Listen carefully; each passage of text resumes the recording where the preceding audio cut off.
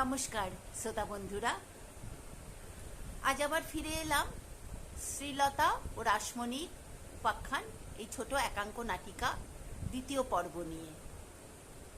এটি রচনা হয়েছে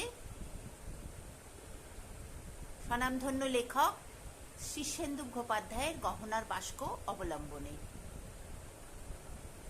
এখানে আমি একাই শ্রীলতা, রাসমণি এবং অন্যান্য চরিত্রে অভিনয় করে আপনাদের দেখাবো।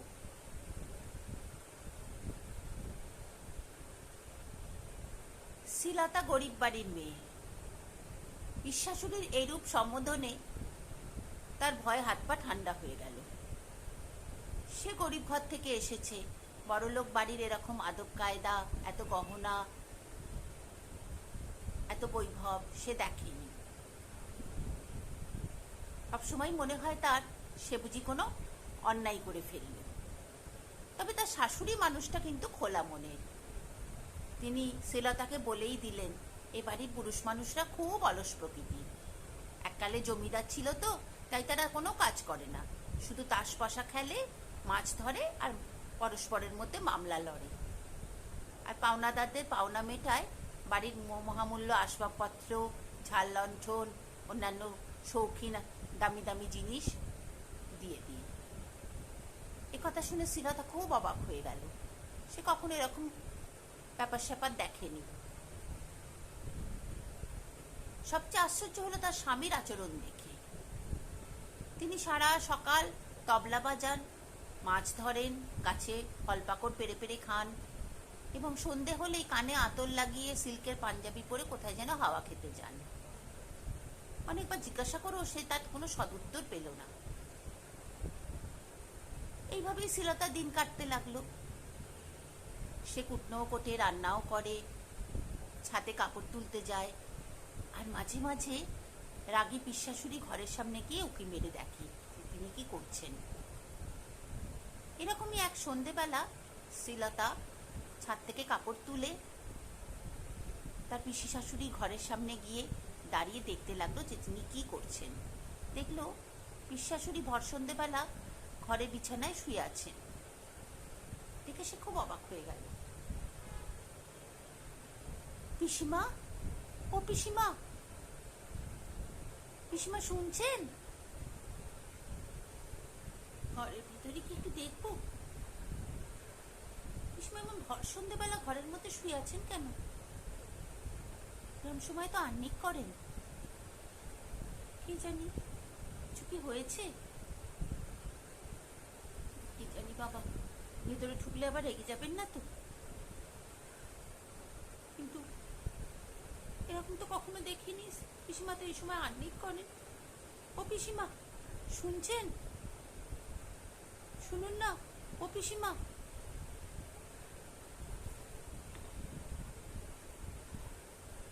পিসিমা দেখি, ও পিসিমা, ওরে বাবা কি ঠান্ডা।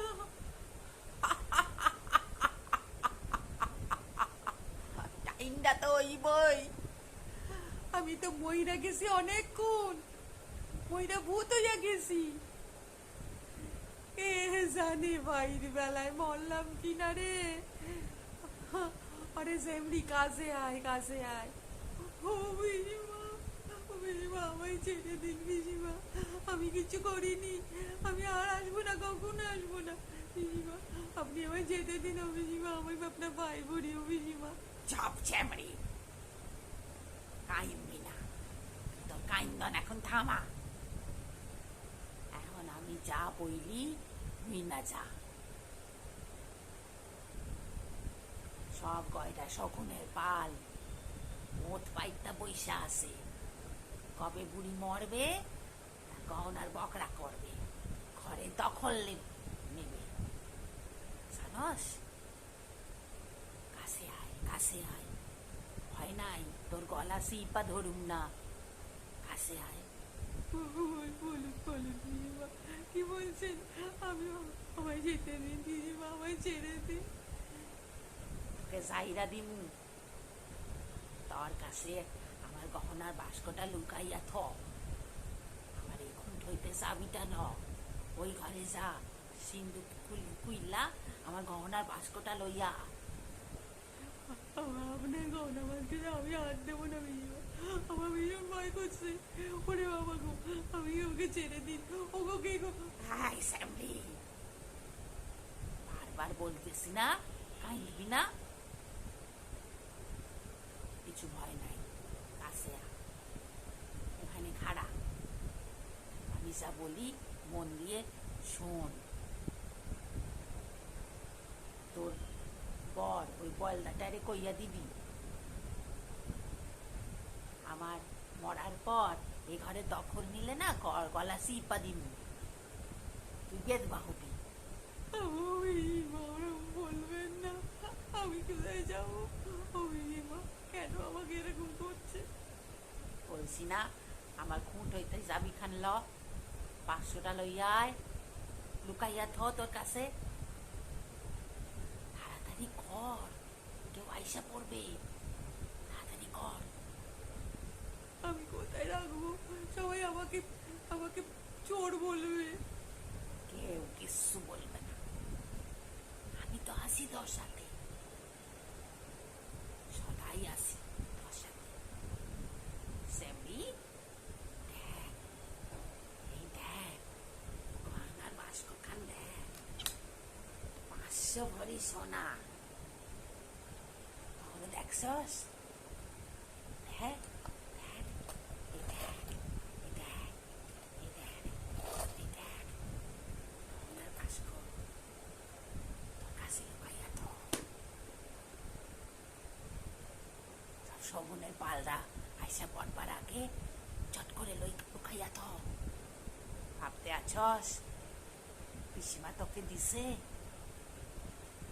না না, তোকে দিছি না, লুকাইয়া থতে দিছি।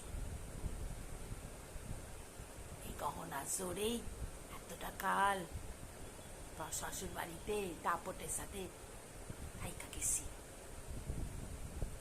নইলে কন কালে লাইথা মাইরা বাইরে বার কইরা দিত তোর শ্বশুর, শাশুড়ি, তোর ভাসুর।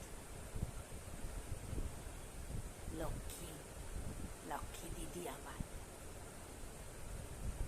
এই গহনার বাস্ক তোর সিম্মায় রাইখা দিলাম।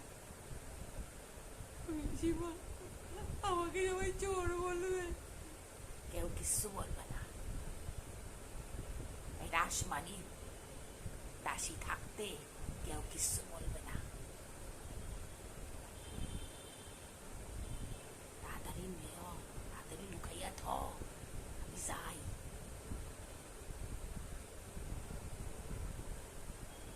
শ্রীলতার স্বপ্নেও ধারণা ছিল না এরকম হতে পারে। বুড়ি পিসিমা তার কাছে এরকমভাবে গহনার বাস্ক দিয়ে যাবেন, সে মনে কখনো কল্পনাই করতে পারেনি। পরের পর্বে আপনাদের কাছে বলবো গহনার বাস্কর কি হলো, পিসিমারই বা কি হলো, আর শ্রীলতারই বা কি হলো। ততক্ষণ পর্যন্ত আমার সাথে থাকবেন।